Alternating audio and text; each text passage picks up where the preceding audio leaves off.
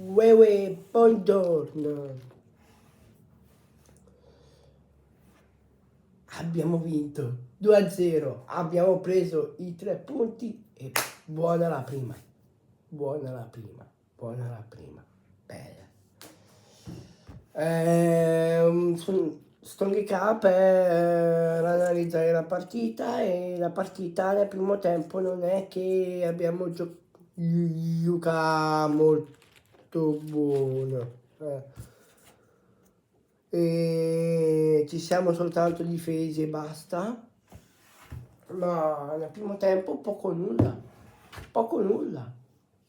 Nel secondo, poi dopo il Genova ci ha messo un po' in difficoltà, sempre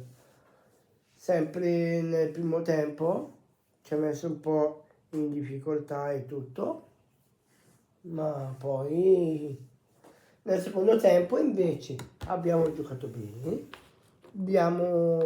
ci siamo svegliati, abbiamo segnato 2 gol, ma io voglio parlare di una cosa che tutti dicono che è fallo, il gol non c'era, e di qui e di là.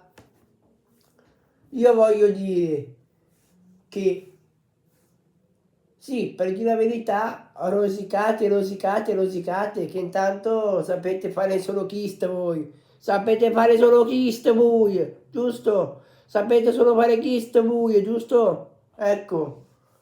Ma visto che io mi attacco anche su queste cose, allora voglio dire questo.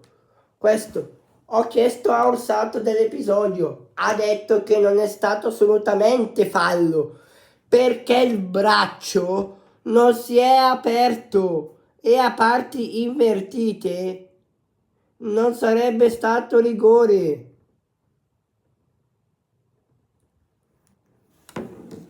Quindi non c'era il fallo. Se andate a vedere, vedete che io che ho ragione. L'importante è che abbiamo vinto, va bene, va buono così, pensiamo alla prossima. Forza Napoli sempre e comunque, forza Napoli.